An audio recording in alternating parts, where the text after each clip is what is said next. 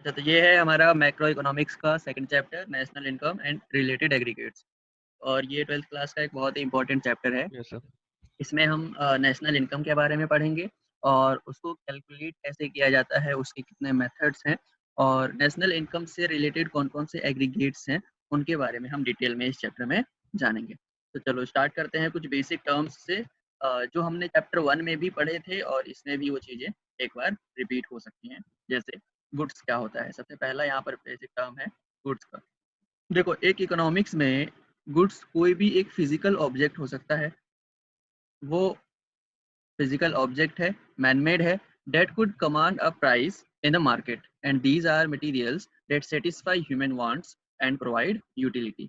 तो एक इकोनॉमी में ऐसे कोई भी फिजिकल ऑब्जेक्ट हो, मैन-मेड, जो कि एक कीमत रखता हो और जो मार्केट के अंदर, ठीक है, जो मार्केट के अंदर अपनी कोई प्राइस रखता हो, जिसकी मार्केट में कोई कीमत हो और वो मटेरियल जो है वो ह्यूमन वांट्स को सेटिस्फाई करता हो और यूटिलिटी प्रोवाइड कराता हो, यानी कि जिसको यूज़ करके ह्यूमन को, इंसानों को कोई एक तरीके से सैटिस्फैक्शन मिलता हो, यूटिलिटी मिलती हो, उस किसी भी फिजिकल ऑब्जेक्ट को कहते हैं गुड्स। यानी सिंपल सी बात है, मार्केट के अंदर कोई भी चीज़ अगर बिकने के लिए आ रही है और उसको खरीदने से, उसको यूज़ करने से, यूटिलाइज़ करने से अगर ह्यूमन को, इंसानों को सैटिस्फैक्शन मिलता है, तो उस ऑब्जेक्ट को, उस फिजिकल ऑब्जेक्ट को हम कहते हैं goods. Consumption of goods, next हमारा बेसिक टर्म है consumption of goods. Those final goods which satisfy human wants directly, example ice cream, sorry consumption good, ice cream, milk used by the household. तो एक consumption good होता है, capital good होता है, हमने last chapter में भी पढ़ा था। कंजम्पशन गुड क्या होता है? जो ह्यूमन वांट्स को डायरेक्टली सेटिस्फाई करता है, ठीक है, जैसे कि आइसक्रीम हो गया, इसको हमने खाया, मिल्क हो गया, पिया, हमें डायरेक्ट सेटिस्फैक्शन मिलता है, राइट। उसके बाद एक होता है कैपिटल गुड। कैपिटल गुड क्या होता है? Those final goods which help in production, ये प्रोडक्शन में हेल्प करते हैं हमें। These goods are used for generation income, इन गुड्स को, इन वस्तुओं को यूज किया जाता है इनकम जनरेट करने के लिए। These goods are fixed assets, these goods are fixed assets of the producers, example plant and machinery. तो ये जो गुड्स होते हैं, ये फिक्स्ड एसेट होते हैं, फिक्स्ड एसेट, और वो भी किसके होते हैं? प्रोड्यूसर्स के। तो जो प्रोडक्शन करने वाली यूनिट है, प्रोड्यूसर है, उनके पास जो फिक्स्ड एसेट होते हैं, जैसे कि प्लांट हो गया, मशीनरी हो गया, समझ रहे हो? तो उन चीज़ों को, उन वस्तुओं को कहा जाता है कैपिटल गुड्स, क्योंकि वो उनका यूज़ करके इनकम जनरेट करते हैं। अब फाइनल गुड्स क्या हैं? Final goods are those goods which are used either for final consumption और फॉर इन्वेस्टमेंट। तो फाइनल गुड का हमें पता है कि कोई भी गुड जो फाइनल कंजम्पशन के लिए यूज होती हो या फिर इन्वेस्टमेंट के लिए यूज हो रहा हो, उसको कहा जाता है फाइनल गुड। उसके बाद आता है intermediate good, right. Intermediate good क्या होता है? Intermediate good refers to those goods and services which are used as a raw material for further production और for resale in the same year. यानी कि इंटरमीडिएट गुड जो है वो कोई भी गुड या सर्विस हो सकता है जो कि रॉ मटेरियल की तरह यूज किया जाता हो आगे प्रोडक्शन करने के लिए। तो भाई आगे हमें कोई प्रोडक्शन करना है, उसमें किसी ऑब्जेक्ट को, किसी गुड्स को हमने यूज किया रॉ मटेरियल की तरह, तो वो इंटरमीडिएट गुड हो सकता है। या फिर हम जिस ईयर में फॉर रीसेल, अगर हमने जिस ईयर में उसको प्रोडक्शन किया, सेल किया, उसको दोबारा से उसी ईयर में रीसेल किया, तो सेम ईयर में रीसेल जो होता है कोई भी गुड्स, तो वो भी इंटरमीडिएट गुड्स में काउंट होता है। These goods do not fulfill needs of mankind directly। तो ये जो गुड्स होती हैं, ये हमारे नीड्स को डायरेक्टली फुलफिल नहीं करती हैं, ओके।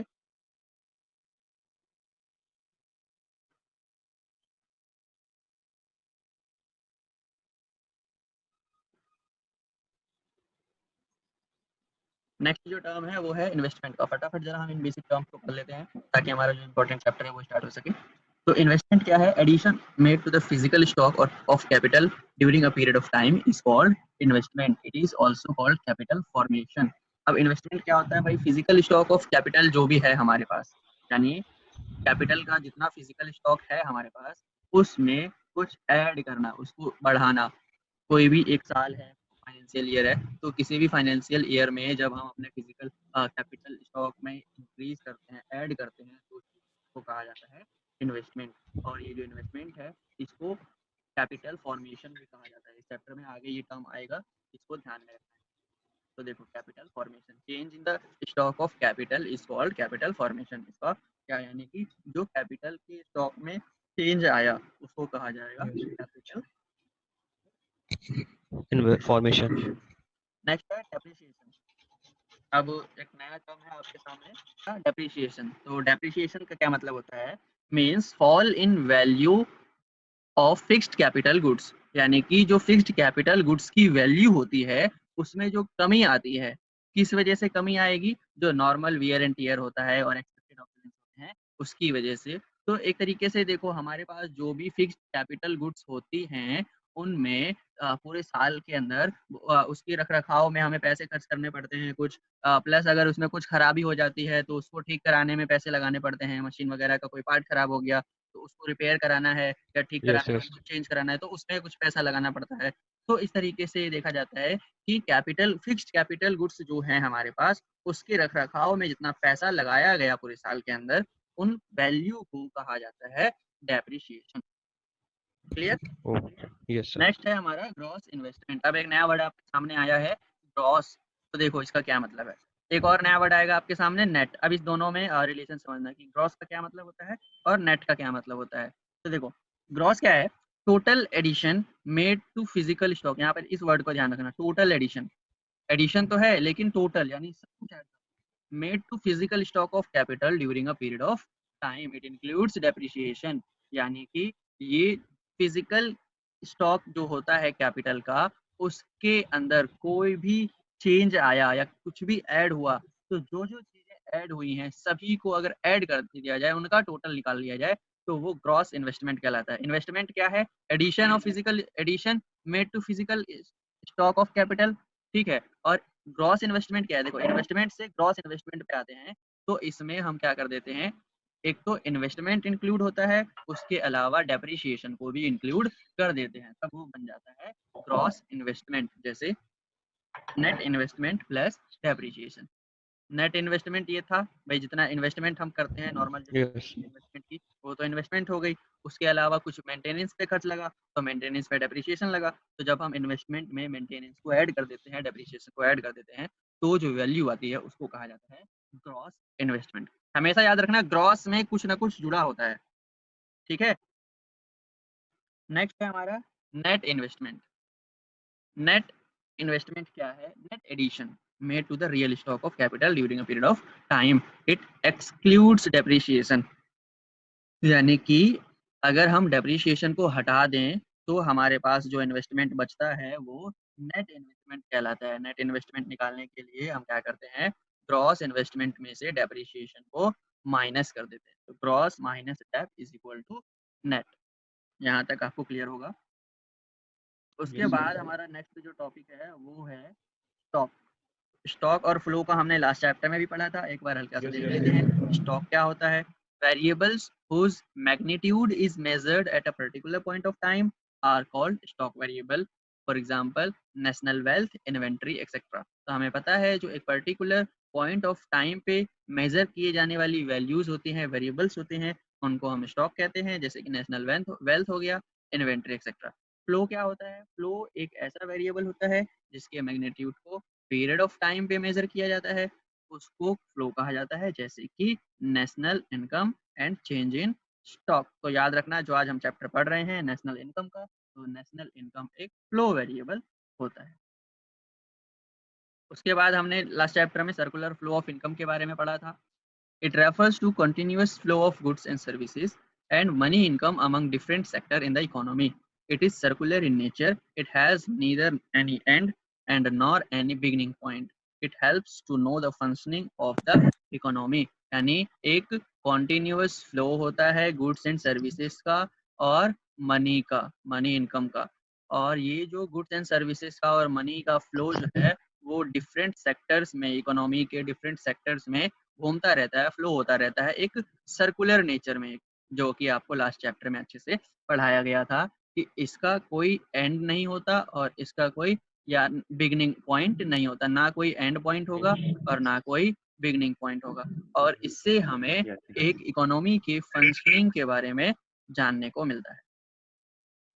उसके बाद दो नए टर्म आपके सामने आ रहे हैं, एक है लीकेज और एक है इंजेक्शन। तो लीकेज क्या होता है देखो, it is amount of money which is withdrawn from circular flow of income, for example excess saving and import, it reduces aggregate demand and the level of income. तो leakage क्या है, तो leakage जैसे कि पानी की टंकी लीक हो जाए, लीक में लीकेज होता है यानी कि उसके समझ गए। बाहर, वैसे ही कुछ समझ लो कि सर्कुलर फ्लो ऑफ इनकम चल रहा है, पूरा सर्कल चल रहा है और उसमें से जो कुछ पैसे हैं वो सर्कल से बचा के रख लिए, तो क्या हुआ, विड्रॉ हो गया। क्या हो गया, अमाउंट ऑफ मनी, वो अमाउंट ऑफ मनी जो कि विड्रॉ हो गया सर्कुलर फ्लो ऑफ इनकम से, उसको कहा जाता है लीकेज। तो क्या क्या विड्रॉ होता है, हमारे पास एग्जांपल है टैक्स, सेविंग कर लिया, इंपोर्ट वगैरह। जब हम इंपोर्ट करते हैं तो हमारे देश की इकोनॉमी से जो पैसा है वो दूसरे देश की इकोनॉमी में चला जाता है, तो वो हमारे सर्कुलर फ्लो का पार्ट नहीं रहता, क्योंकि हम जब कुछ सामान इंपोर्ट करेंगे तो उसको खरीदेंगे तो उसके लिए हमें पैसा देना पड़ेगा। ये क्या करता है, ये एग्रीगेट डिमांड को रिड्यूस कर देता है और नेशनल इनकम और लेवल ऑफ इनकम को भी रिड्यूस कर देता है। नेक्स्ट है इंजेक्शन, जो कि लीकेज का ऑपोजिट है। It is the amount of money which is added to the circular flow of income. ये वो पैसा है, ये वो अमाउंट है जो कि सर्कुलर फ्लो में ऐड किया जाता है, और इसका एग्जाम्पल है हमारे सामने government expenditure, investment and export. तो देखो बिल्कुल अपोजिट है, टैक्स गवर्नमेंट कलेक्ट करती है तो लीकेज हो गया, लेकिन जब वही टैक्स का पैसा गवर्नमेंट खर्च करती है, एक्सपेंडिचर करती है, तो वो इंजेक्शन हो गया। हम सेविंग करके रखते हैं, बचा के रखते हैं, और जब उसी सेविंग को बाद में हम इन्वेस्ट करते हैं तो वो इंजेक्शन हो जाता है। हम इंपोर्ट करते हैं तो लीकेज होता है, लेकिन जब हम एक्सपोर्ट करते हैं तो इंजेक्शन होता है। It increases the aggregate demand. ये और जो लीकेज था वो एग्रीगेट डिमांड को कम कर रहा था, और जो इंजेक्शन है वो एग्रीगेट डिमांड को इंक्रीज करता है।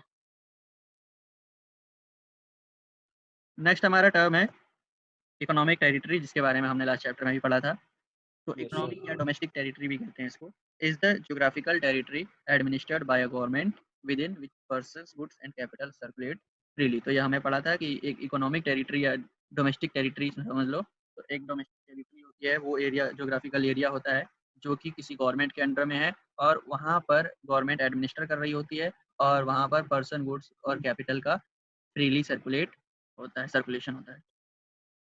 तो scope of domestic territory, economic territory या डोमेस्टिक टेरिटरी क्या है देखो, इसको political frontier includes territorial water and air space, जो कि हमने लास्ट चैप्टर में ही पढ़ा हुआ है, embassies, consultancies, military bases etcetera located abroad, ships and aircraft operated by the residents between two और more countries, fishing vessels, oil and natural gas rigs operated by resident in the international waters।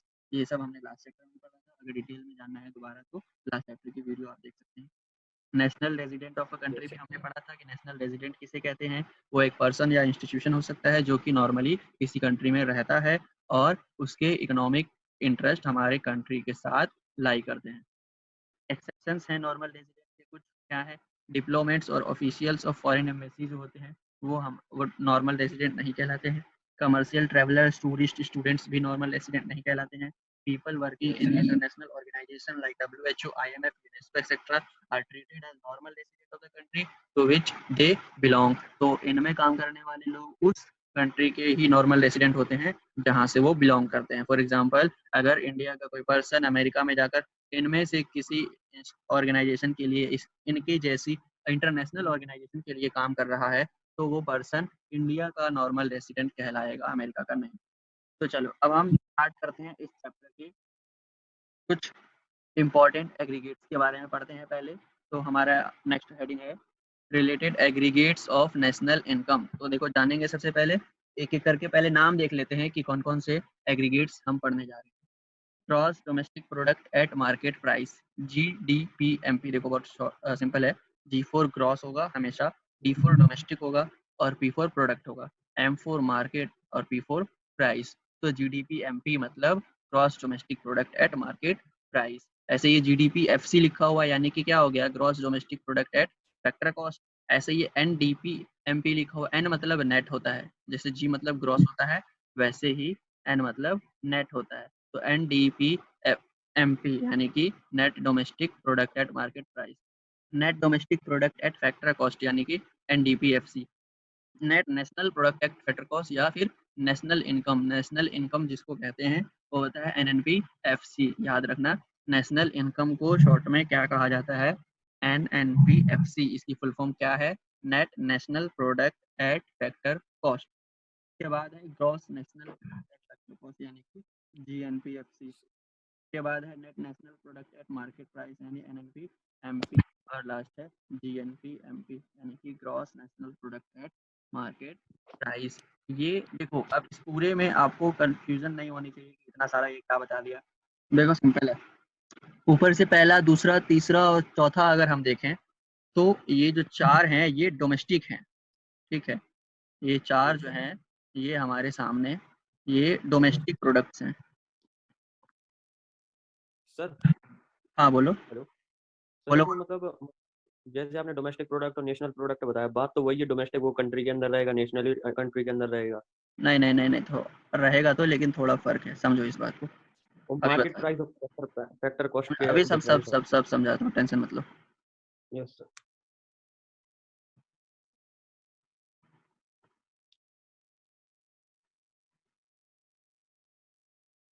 देखो भाई, yes sir. ये सब हम देख रहे हैं domestic product, ठीक है। और उसके अलावा यहाँ से ये चार हमने देखा, ये हमने देखा नेशनल प्रोडक्ट। तो डोमेस्टिक क्या होता है और नेशनल क्या होता है वो समझो। Yes domestic sir. में हम अपने कंट्री के अंदर की बात करेंगे, यानी कि हमारे कंट्री में जो प्रोडक्शन हो रहा है, जो फ्लो हो रहा है, वो हमारे डोमेस्टिक होगा। उसमें इंपोर्ट एक्सपोर्ट फॉरेन कुछ भी नहीं होगा। यस लेकिन जब हम फॉरेन को ऐड कर देते हैं, यानी कि NFIA के बारे में पढ़ेंगे हम, फैक्टर इनकम फ्रॉम अब्रोड जो होता है, यानी दूसरी कंट्री से, यानी कि इंपोर्ट और एक्सपोर्ट से जब हमें जो इनकम आता है, तो जब हम इंपोर्ट एक्सपोर्ट की बात कर देते हैं तो हम नेशनल में काउंट कर देते हैं उस चीज़ को, अदरवाइज वो डोमेस्टिक होता है। दूसरी तरफ अगर हम यस GN और N की बात करें, ग्रॉस की और नेट की, तो ग्रॉस क्या है और नेट क्या है वो समझो। अब ये जो ग्रॉस होता है इसमें ना डेप्रिसिएशन ऐड हो जाता है, जैसा कि हमने ऊपर भी पढ़ा था कि जब हम डेप्रिसिएशन को ऐड कर देंगे यस तो वो ग्रॉस बन जाएगा, और अगर उस चीज में से डेप्रिसिएशन को हटा दिया जाए तो वो नेट बन जाएगा। क्लियर? तो जी हो गया, डी हो गया, यानी कि ग्रॉस हो गया, नेट हो गया, फिर डोमेस्टिक हो गया, नेशनल हो गया, प्रोडक्ट तो सेम रहता है। अब मार्केट प्राइस और फैक्टर कॉस्ट क्या है? देखो भाई, मार्केट प्राइस और फैक्टर कॉस्ट में ये फर्क है कि जो एक तरीके से मार्केट प्राइस है हमारा MP जो है, उसमें क्या होता है, मार्केट प्राइस में ना टैक्स इंक्लूडेड होता है, और फैक्टर कॉस्ट जो है उसमें जो टैक्स है वो इंक्लूड नहीं होता है। तो ये फ़र्क है। देखो एक ना नेट इनडायरेक्ट टैक्स के बारे में हम पढ़ेंगे कि देखो कोई भी प्रोडक्ट अगर हमें बेचना है तो सिंपल सी बात है भाई, उसके अंदर जो है वो क्या कहते हैं, टैक्स जो है वो इंक्लूड होगा या नहीं होगा। फैक्ट्री में अगर कोई सामान है, अभी वो मार्केट में नहीं गया है बिकने के लिए, तो सिंपल सी बात है अभी उसमें जो टैक्स है वो नहीं लगा है। लेकिन जब वो सामान मार्केट में बिकने के लिए जाता है तो उस सामान की वैल्यू में टैक्स भी ऐड हो जाता है, यानी कि तब वो सामान हो जाता है मार्केट प्राइस पे, MP पे, उससे पहले वो सामान रहता है फैक्टर कॉस्ट पे, FC पे। क्लियर है? Yes yes. अभी इसके बारे में और डिटेल में आपको इसी चैप्टर में बहुत जल्द समझ में आ जाएगा। चलो आगे देखते हैं। तो सबसे पहला हमने एग्रीगेट उठाया, gross domestic product at market price. तो यहाँ पे gross domestic product at market price लिखा हुआ है। It is the money value of all the final goods and services produced with in the domestic territory of a country during an accounting year. Simple है, जो भी goods and services, हम final goods and services हमारी country में produce हुआ है, हमारी domestic territory के अंदर प्रोड्यूस हुआ है, और एक अकाउंटिंग ईयर में ही प्रोड्यूस हुआ है, उसकी जो मनी वैल्यू होती है, उन सभी गुड्स एंड सर्विसेज की जो मनी वैल्यू होती है वो कहलाती है gross domestic product at market price, GDPMP। और GDPMP निकालने के लिए net domestic product at factor cost यानी कि NDPFC में डोमेस्टिक डेप्रिसिएशन और नेट इनडायरेक्ट टैक्स को ऐड कर दिया जाता है। अब ये क्या हो रहा है, इस चीज को जरा समझो कि इसको ऐड क्यों कर रहे हैं। देखो हमारे पास ये है अवेलेबल, ठीक है, NDPFC जो है वो हमारे पास अवेलेबल है, और NDPFC से हमें जाना है GDP MP के पास। NDPFC से हमें जाना है कहाँ? GDP MP के पास। तो एक तरीके से आप देख पा रहे हो कि हमें एक-एक करके स्टेप लेना होगा। जैसे N है तो N को G बनाना होगा, ऐसे D तो D है ही, फिर P तो P है ही, फिर FC है तो FC को MP बनाना पड़ेगा, यानी 2 चेंज करने पड़ेंगे। तो सबसे पहला चेंज जो हमें करना होगा वो होगा N को G बनाने का। अब यहाँ पे इस N का क्या मतलब है? इस N का मतलब है नेट, और नेट यानी कि नेट को जब हम ग्रॉस में चेंज करेंगे तो उसमें हमें डेप्रिसिएशन को ऐड करना होगा। नेट में डेप्रिसिएशन ऐड करते हैं तो वो ग्रॉस बन जाता है। ठीक है, तो ये N जो है वो G हो गया। उसके अलावा हमें FC को चेंज करना था, तो FC को जो चेंज करेंगे तो हम कहाँ पहुँच जाएँगे? MP पर। FC फैक्टर कॉस्ट में जब NIT नेट इनडायरेक्ट टैक्स को ऐड किया जाता है तो हम पहुँच जाते हैं मार्केट प्राइस पर। क्लियर है? Yes, yes.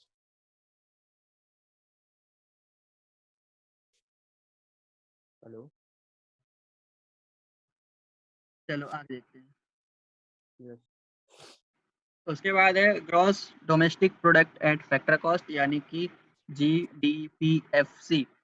It is the value of all final goods and services produced within domestic territory of a country which does not include net indirect tax। यानी कि अगर हम फैक्टर कॉस्ट की बात करेंगे तो इसमें क्या होगा कि जो इंक्लूड नहीं किया जाएगा, यानी कि GDPFC is equal to GDPMP minus indirect tax plus net domestic product, यानी कि NDP at market price. It is the money value of all final goods and services produced within domestic territory of a country during an accounting year and does not include depreciation। अब यहाँ समझो, हमने ऊपर बात करी थी gross domestic product की, अब हम बात करें नेट डोमेस्टिक प्रोडक्ट। नेट और ग्रॉस में क्या डिफरेंस है वो मैं आपको पहले भी बता चुका हूँ। नेट और ग्रॉस में जो डिफरेंस होता है वो आता है डेप्रिसिएशन की वजह से। तो जब हमें नेट डोमेस्टिक प्रोडक्ट निकालना है, MP सेम रखेंगे एक बार। तो अगर हमें देखो यहाँ पर N है और यहाँ पर G है, बाकी इन दोनों में सब सेम है, तो हमें जाना है नेट पर और हम है अभी G ग्रॉस पर। तो ग्रॉस में से डेप्रिसिएशन को माइनस करने पर नेट आ जाता है। क्लियर? Yes sir. नेक्स्ट है हमारा net domestic product at factor cost. अगर हम फैक्टर कॉस्ट पे निकालने चाहें तो क्या होगा? GDPMP माइनस डेप्रिसिएशन करेंगे तो ग्रॉस पे पहुंचेंगे, यहाँ तक किया तो ग्रॉस पे पहुंच गए। और NIT को माइनस कर दो, NIT का मतलब इनडायरेक्ट टैक्स प्लस सब्सिडी, इसको माइनस कर दो तो हम पहुंच जाएंगे NDPFC। क्लियर है? यस।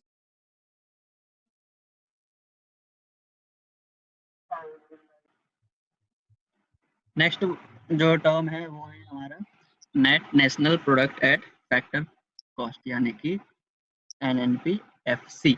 ये क्या है NNPFC? देखो, it is the sum of total of factor incomes earned by normal resident of a country in accounting year। तो ये क्या है? ये सम है टोटल फैक्टर इनकम का, यानी कि जितने भी फैक्टर इनकम अर्न किए गए हैं उनका सम है ये, और जो कि normal resident of a country के थ्रू अर्न किए गए हैं। फैक्टर इनकम में क्या क्या चीज़ें आती है? Compensation of employees, rent plus interest plus profit. तो ये चीज़ें मिलकर बनाती हैं फैक्टर इनकम। तो पूरे देशवासियों के द्वारा, जो पूरे देश के नॉर्मल रेसिडेंट है, एक अकाउंटिंग ईयर में उन्होंने जितना भी फैक्टर इनकम अर्न किया है उसका सम कहलाता है net national income eight factor cost, और इसी को कहा जाता है नेशनल इनकम। तो NNPFC निकालने के लिए हम क्या करते हैं? हमारे पास NDPFC अगर है तो हम उसके अंदर factor income earn by normal resident from abroad minus factor payment made to abroad को ऐड कर देते हैं। अब ये क्या है इसको समझो, इसको शॉर्ट में NFIA भी कहा जाता है। कैसे कहेंगे NFIA वो समझो। देखो, factor income earn by normal resident from recall करो। NDPFC क्या हो गया? NDPFC तो भाई वो हो गया कि हमारे देश के अंदर कितना फैक्टर इनकम अर्न किया गया, हमारे कंट्री के अंदर रहते हुए हमारे कंट्री से जितना फैक्टर इनकम अर्न किया गया वो NDPFC हो गया। उसके अलावा अब एक कंट्री के जो लोग हैं वो दूसरी कंट्री के साथ भी इंपोर्ट एक्सपोर्ट करते हैं या दूसरी कंट्री की कंपनीज में इन्वेस्ट करते हैं, तो वहाँ से कुछ प्रॉफिट भी कमाते हैं, इनकम भी कमाते हैं। कुछ लोग दूसरी कंट्री के लिए काम करते हैं तो उनके लिए उनसे इनको इनकम मिलती है।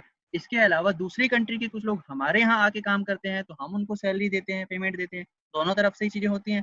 तो जो हमने कमाया, जो इनकम हमने अर्न किया, और जो हमने उनको पेमेंट दी, ठीक है, जो पेमेंट हमने उनको दी, तो हम क्या करते हैं, जो हमने कमाया उसमें से जो पेमेंट उनको दी वो माइनस कर देते हैं, तो बन जाता है NFIA।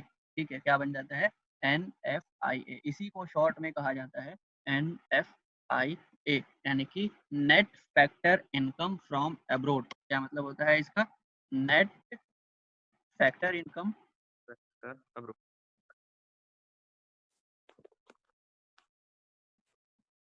From abroad. Hello. Clear है।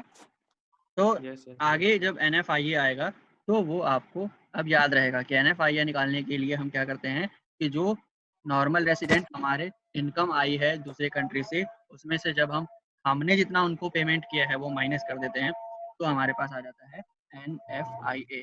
तो यही है कि जब हम NDPFC के अंदर NFIA ऐड कर देते हैं तो बन जाता है हमारा NNPFC, यानी कि नेशनल इनकम। क्लियर है। यस आगे देखो, gross national product at factor cost. GNPFC क्या होता है, it is the sum of total of factor incomes earned by a normal resident of a country along with depreciation during an accounting year। अच्छा, ये जो definitions बताई जा रही हैं ये बस आपको कॉन्सेप्ट के लिए समझनी है।